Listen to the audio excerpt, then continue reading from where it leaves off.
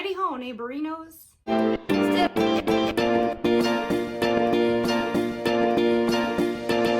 So I'm doing something very, very exciting today. I bought my first new big girl camera in over a decade, and I'm going to unbox it with you guys today. So I've always been a Canon girl through and through.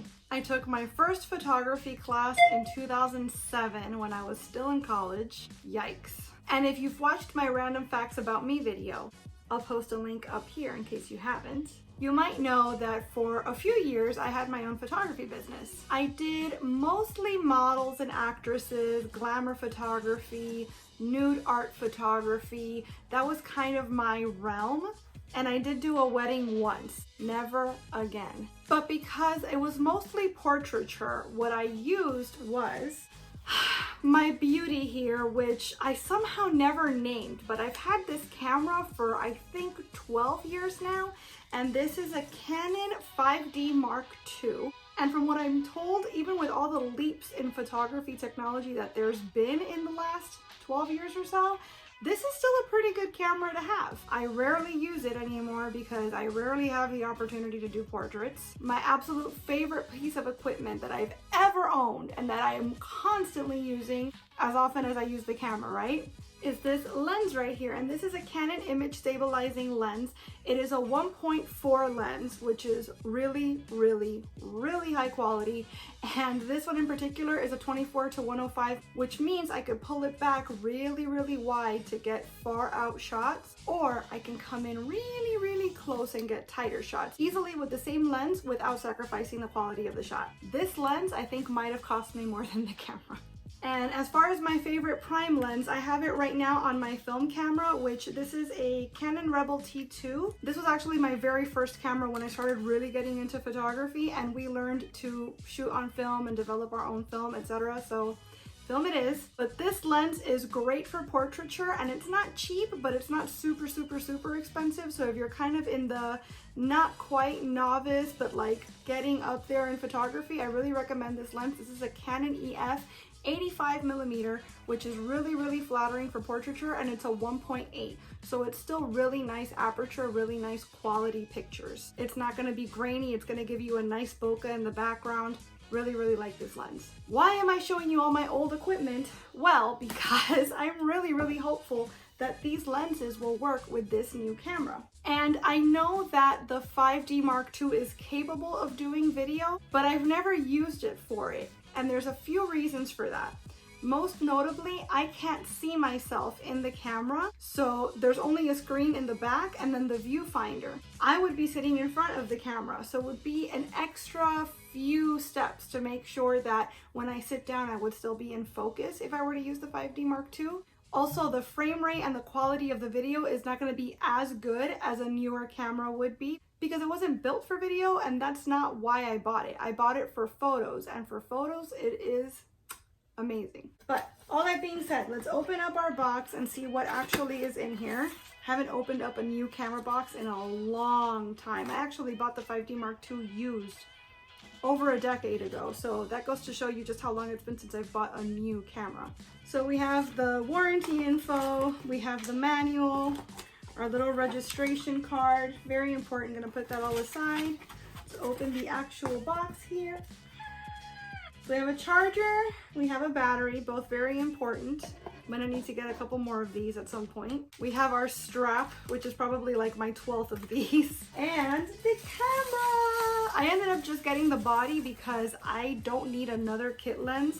The kit lenses are fine if you're just starting out, but like I said, I don't need a kit lens. I have plenty if I want to just throw one on here, but I have all these other much, much better, much higher quality lenses, so I don't feel the need to pay extra for one that's not as good. So here it is. It's extremely light. It's so much, wow, it's so much lighter than what I'm used to. I'd be curious to do an actual like weight comparison on these, but this feels, mind you, this does have a very big lens attached as well, but this feels honestly like at least 4 times, maybe even 5 times the weight of this. This feels like I'm not I'm not, I shouldn't. I'm very tempted. But this feels like I could just go whoop and throw it back in the air and catch it and I wouldn't even feel it. So we've got our typical dials and buttons and all of that here. We have an HDMI input and our little USB input there. What I like about this also is that it has a mic input, so I can actually use an external mic if I want to.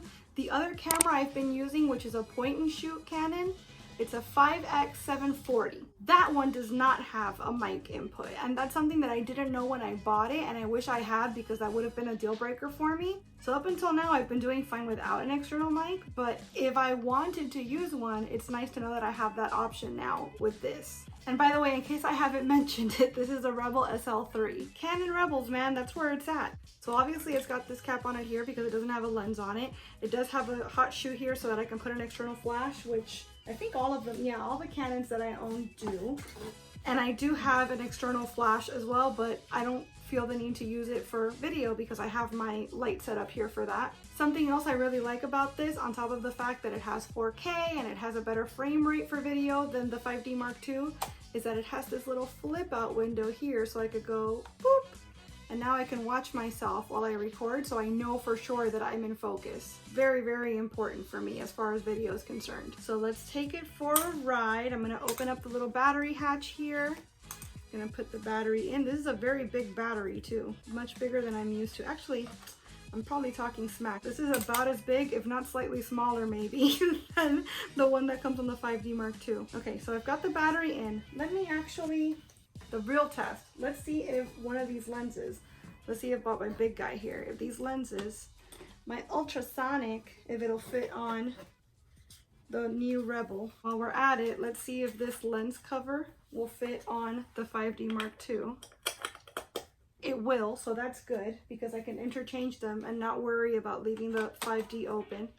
Oh, that click. Oh my gosh, I'm so excited. All right, this is obviously much heavier now, but it's funny how you could feel all the heft in the front and the camera back here is still so light. All right, let's turn her on. Ah! Okay, she lives, she lives. Okay, we'll set the time and date later, I think. Who am I kidding? I'm doing it right now.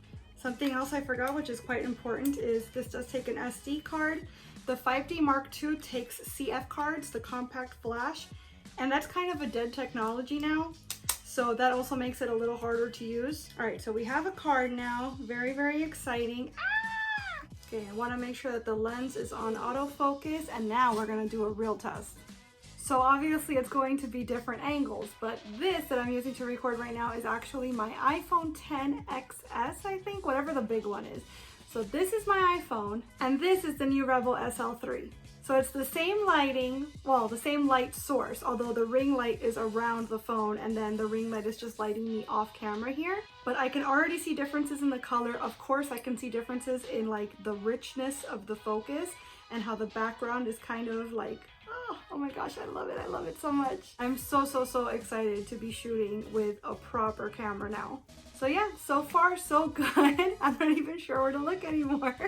I really like how this camera looks. I'm gonna have to keep playing with it and seeing just how all the features work and figuring out how I'm gonna get the most use out of it. Luckily, I'm very familiar with the Canon like structure and I guess the software or whatever.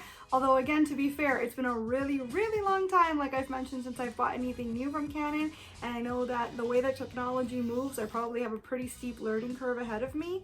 But I'm really excited to be using this camera for my sit-down videos anyway. Kind of cumbersome for an everyday vlogging camera, you know what I mean? If you do photography or even videos as a hobby or more, what's your favorite piece of equipment? I'd love to hear about it. Please let me know in the comments. So I hope you guys enjoyed this unboxing slash review, I guess? Try on? I don't know. If you did enjoy the video though, I hope you'll please give it a big thumbs up. I'd also love it if you would subscribe and click that notification bell because I post at least 3 times a week and I wouldn't want you to miss a minute. Thanks so much again for watching. Bye!